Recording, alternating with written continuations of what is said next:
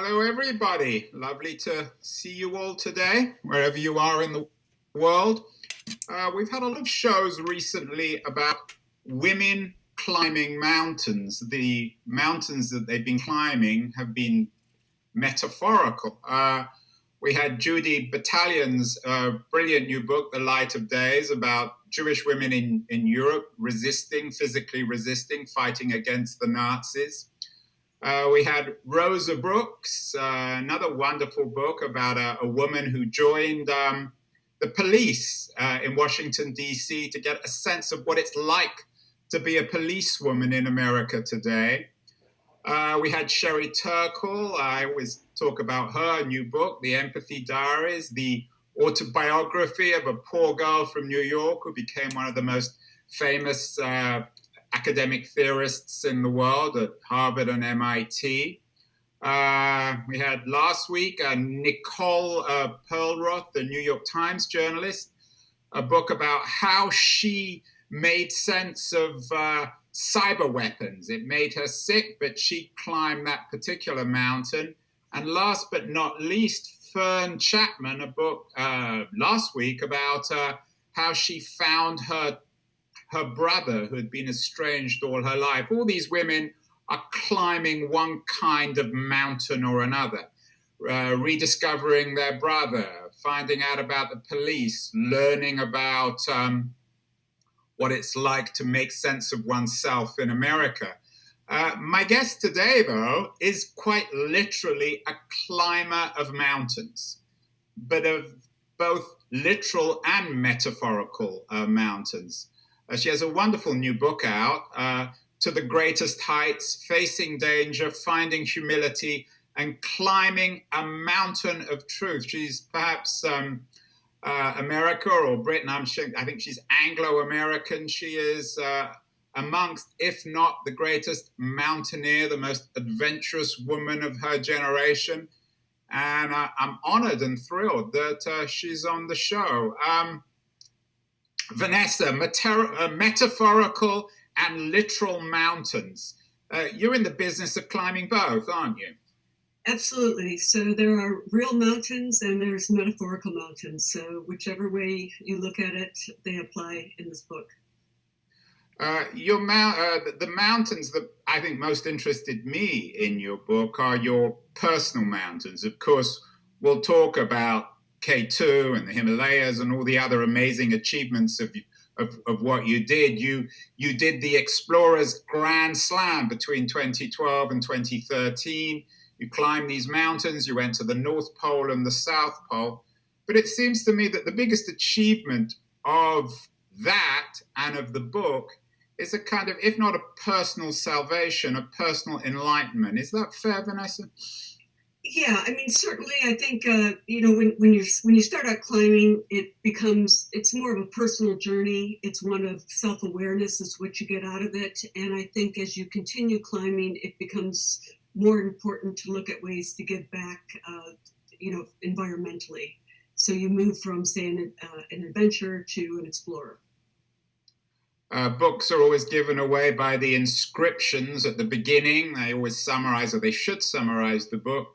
You dedicate your book to all those with the courage to embrace change. This is a book, indeed, about both courage and the embrace of change. Are they intimately related? To embrace change, do you need to be courageous, Vanessa? It's a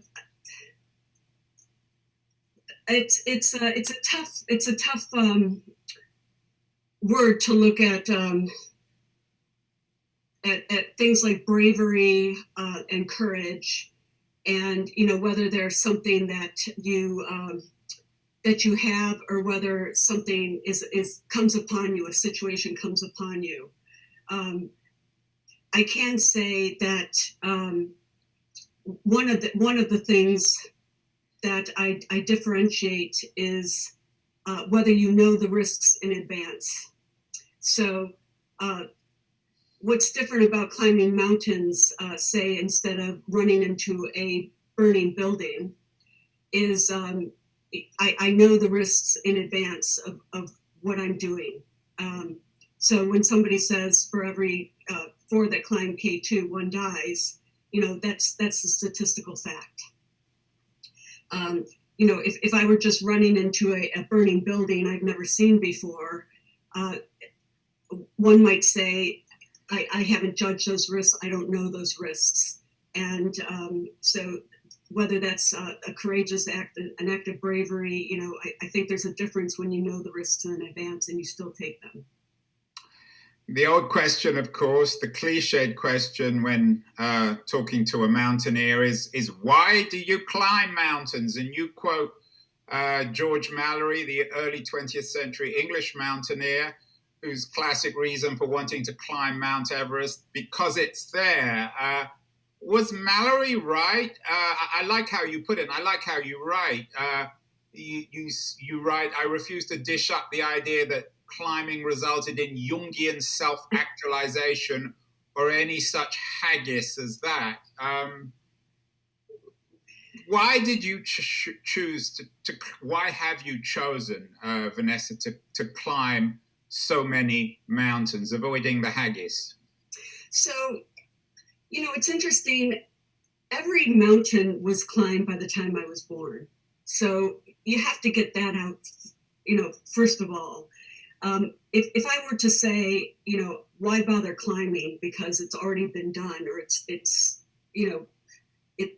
if I look at the queues on Everest and say, okay, well, it's already been done, this many people did it, why should I go again?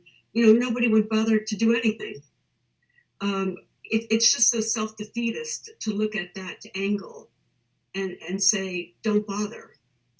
And I just, you can't have that philosophy and get stuck in that philosophy.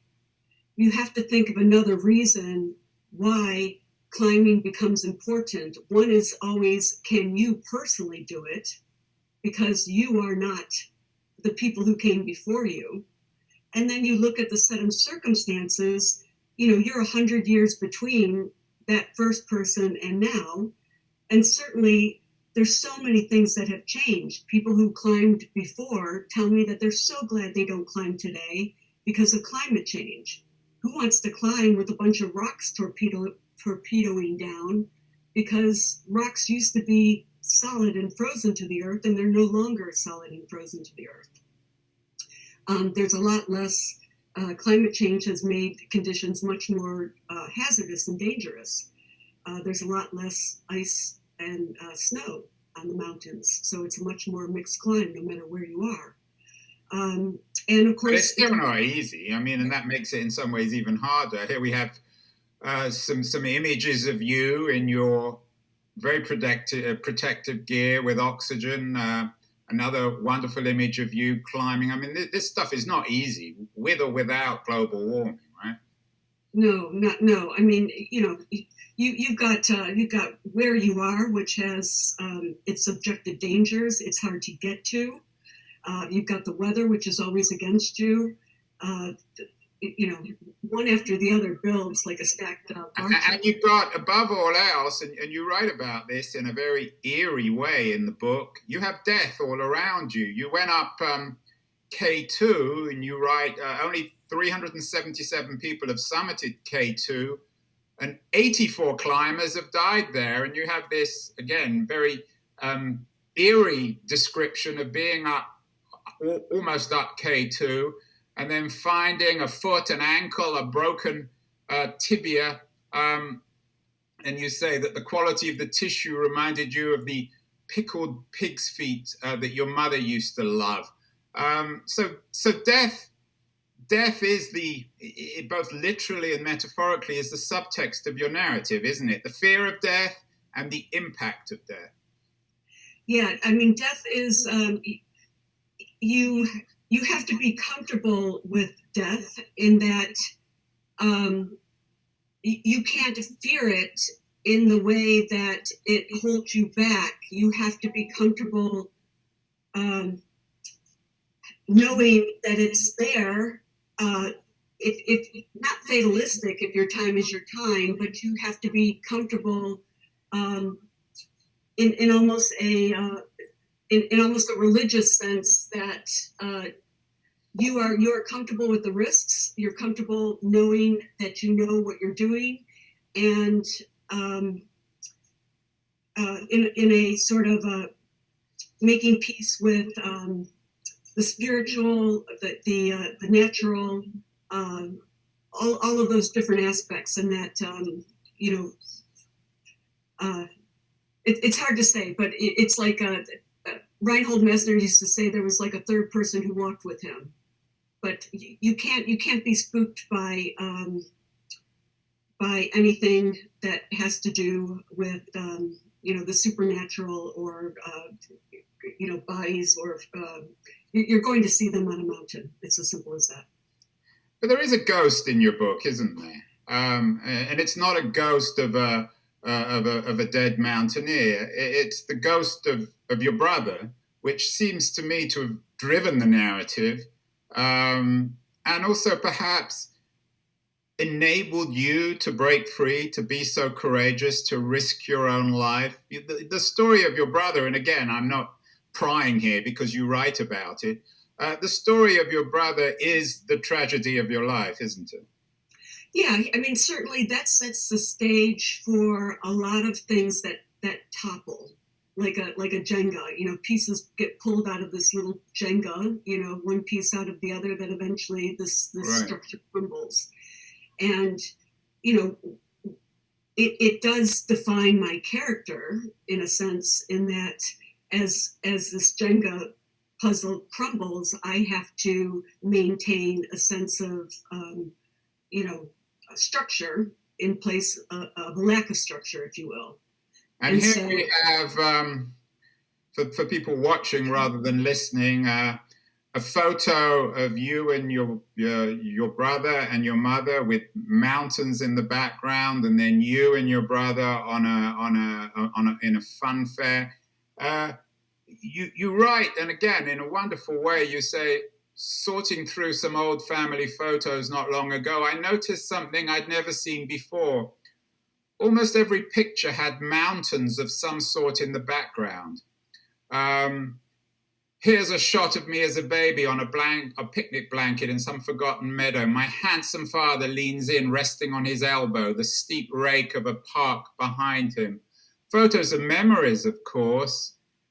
Those memories seem to be of the moment of a kind of idyllic childhood before, as you say, everything came crashing down. Yeah, it is interesting, who knows, in a subliminal sense, when I look back and I see, wow, there are mountains in every picture. So, sort of, I always say, like the Griswolds, throw the two kids in the back of the car, and you had, low petrol prices and, the coming of age of the automobile. So, every state, every year, go visit something, but it tended to be mountains. And there you go. So the tragedy, again, and I don't mean to pry, but the book is itself, I think, quite an intimate autobiography, Vanessa. Stuff happens to people. People experience tragedies, but your narrative is of a double tragedy. You lost your brother, your teenage brother, to a freak boating accident. And then your parents left you. Your mother disappeared, and your father, here photographed, you say your handsome father, photographed with you as a baby, essentially disintegrated. So you had a double tragedy, or a triple tragedy. Yeah, because I think, they were very young parents. So when I contrast this a little bit against my husband, who was born to 40-year-olds. I was born to 20-year-olds, and it's just it's not the natural order of things for young people to die before older people. So I don't think they could handle the death of a child, and so it just was too much. They couldn't stay in the family home. They didn't want to see each other. They didn't want to be reminded of it. And, it forced me to grow up faster and become more of an adult, which was fine. But you were left all alone. I mean, I wouldn't say a shocking story, but as a parent, it's a very sad story of parents who disintegrated because of this catastrophe with your brother, and you were left alone.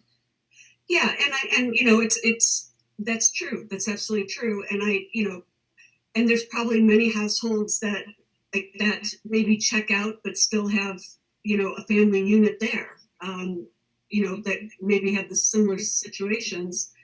But what's interesting is the human body's ability to not the body, but just an individual's ability to cope and survive no matter what it is that they go through. Well, you survived. You went to business school. You became a successful banker. But it doesn't seem to me, again, reading the book, maybe I'm overreading it, doesn't seem to me as if you've really recovered until you climb these mountains. This to me is you were at top of I think it's K2, and you said, I tried hard to experience this moment as a formality. My parents didn't have to die to abandon me. In the years since my mother's funeral, I'd become a different person, living in an entirely changed body, thinking with an entirely rewired brain. I had become more myself than I'd ever been or imagined possible. I had learned the last great lesson of the mountains, that a mountain does not love you. A mountain, however magnificent, is not capable of love.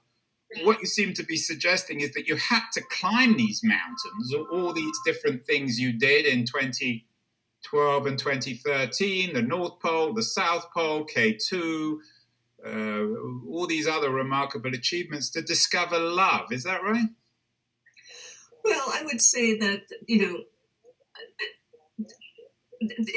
a different sense, love, yes, in that there was, there on K2, there was more of a broader sense of a love of a country, a love of people, the generosity of people. It was bigger and broader, because the success of the mountain wasn't coming as quickly, and I was starting to experience a lot of sort of the what would you call it? You would call it the kindness of strangers. Right, the community.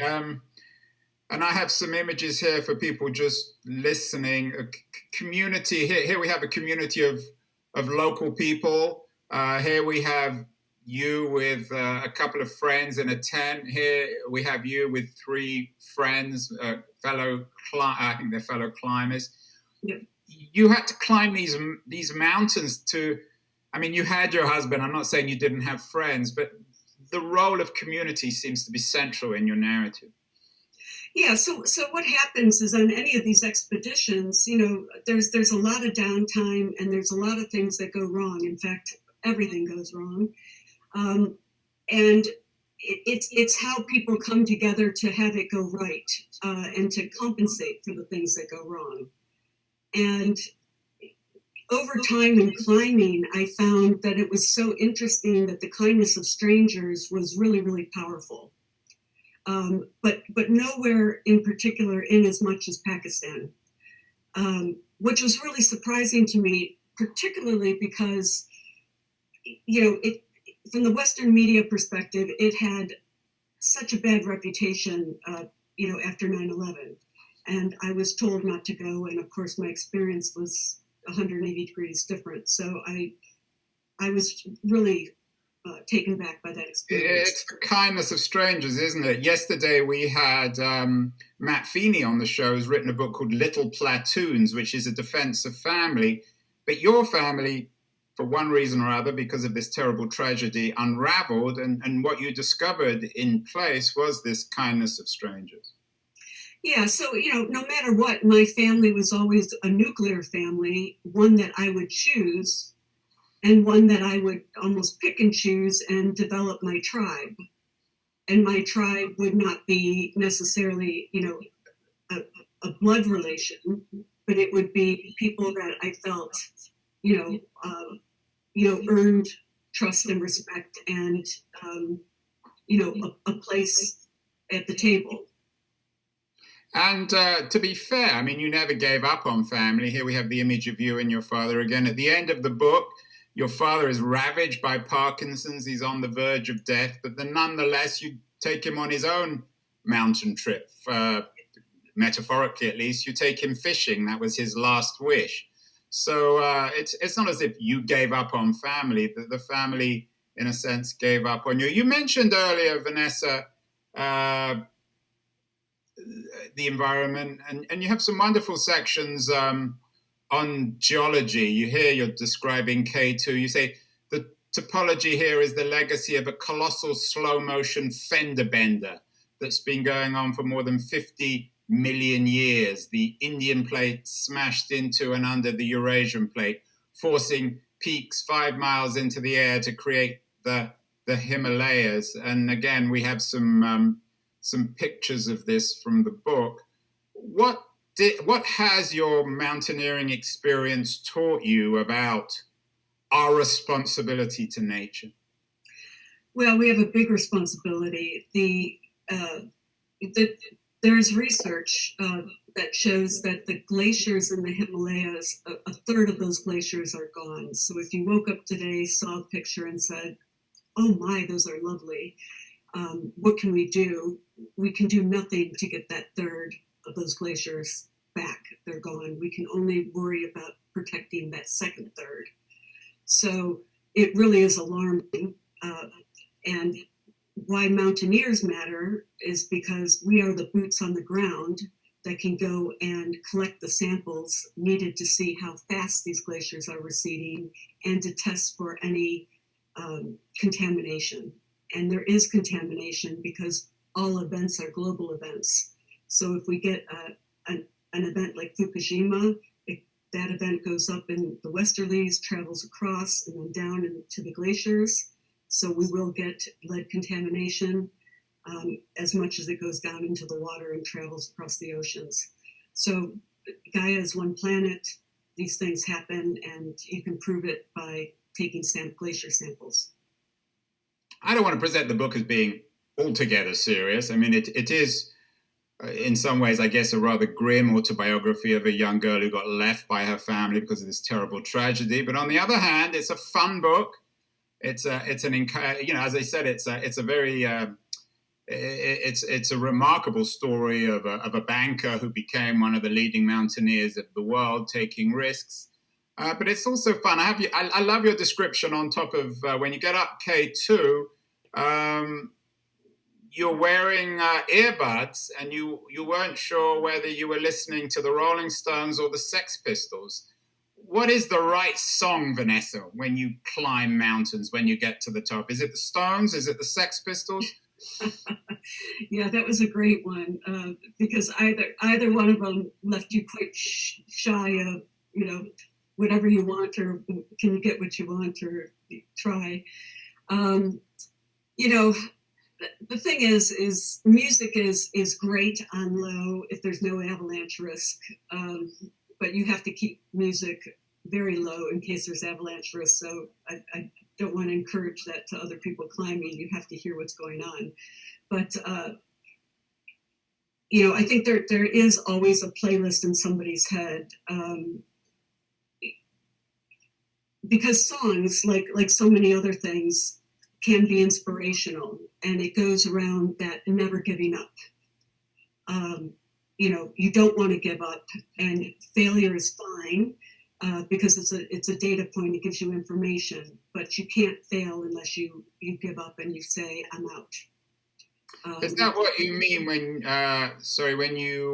you talk about the more I climb, the more I see how climbing history repeats itself? The dynamics of the business world, my previous life, for better or worse, mirror the dynamics of mountain climbing. History repeating itself. Yeah, in many ways. I mean, you see, success and failure. I mean, I everything that I had done when I started out came very quickly, and there was sort of outside of the. Well, let me take a step back. There was initial failure, which was amazing, because without that, I would never have gone back and learned what I needed to do it right. So that was the first attempt on Everest. And that made me go back and really dot the I's and cross the T's. And that was so important. And every entrepreneur will tell you, failure first is so important, so important. So that's great. But then everything happened sort of in a line of succession until K2. K2 gave me a really hard time to get to that summit. And I call it like Dante's Inferno, which circle of hell were you in? And, what is above knows what is below, but what is below does not know what is above. And so I felt like, how was I going to prove myself to get to the summit? And, after that third year, we were the only team to summit. So again, it's always about risk, but it also was an amazing experience to be able to do that and get there in the end, with a very, very, I would say, experienced team. Vanessa, finally, do you have any more mountains, metaphorical or otherwise, to climb? You've climbed a lot in your 55 years on Earth, but are you still climbing mountains? Yeah, so I think what differentiates, I wrote the book to be a little bit funny. There is a lot of humor in there. But you balance the humor and the seriousness in a very elegant and moving way. I really think it's an excellent book. No, thank you very much. And and part of that is because I use humor in everyday life, and I also use humor, of course, like some people who try to avoid difficult subjects. So I will put my hand up for that. In fact, that's the English side of you, right? The British side. Yes, and in fact, the first edition of the book, had maybe nothing about childhood, nothing about the past, and I think the first request to have it written in, I submitted a chapter that said Grosse Pointe blanked, ED. This page left intentionally blank. Yeah. So I'm always trying to sort of dodge or be cheeky in one way, but but the humor is important for a couple of reasons. One is just the subject matter is heavy, so you have to keep it light, and you have to. But that's true in life. You have to have a sense of humor. To even do any of these things, I think it's dangerous not to. And that would be my approach. But I also think it's a metaphor. I did this. When I think about, I stood on the top of Everest at the age of 47. When I look at that and I see, say, my first great grandfather rather, coming, to the United States, say from Austria-Hungary, at the age of 45, he would be the first explorer. So you look 2 generations and you say, okay, what have people done? Where have they moved to? What are they capable of? And what is age really? Age is a mindset, and where people are is where they start. And people are capable of so many things, and it's really just putting your mind to it. And that's part of why I wanted to write the book, is just so that people, wherever they are, wherever they're stuck, if they're stuck in something that they know that they have the safety net of all the experience and knowledge and skills that they have to pivot and take a step forward. Well, that pivoting, as you say in the book, to all those with the courage to embrace change, really fits your book in with the other books that we've been covering over the last few weeks: the Perlruth book, the Sherry Turkle, the Rosa Brooks, the Judy Battalion book. It's an excellent read. To the Greatest Heights: Facing Danger, Finding Humility, and Climbing a Mountain of Truth. I note, Vanessa, that you sort of conveniently sidestepped my question about whether you've got any more mountains to climb. Maybe you can write another book about that. You are now in upstate New York in these strange times. We're not allowed out. Must be particularly difficult for a mountaineer like you. What else should people be reading in addition to your new book? Well, Let's see, I got a bookshelf behind me, so those books behind me are mostly to be read. But you know, I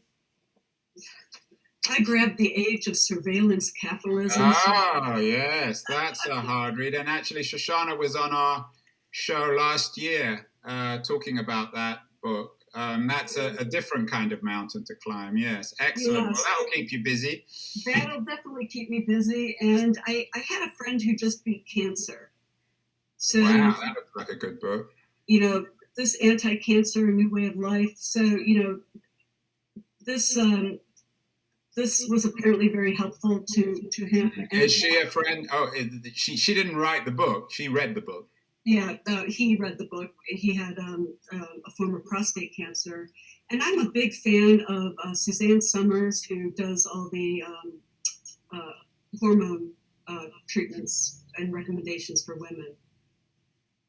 So this is a very old book, but you know, there's a lot that's not known about hormones in women. So we'll see a lot more on that in the future, I'm sure.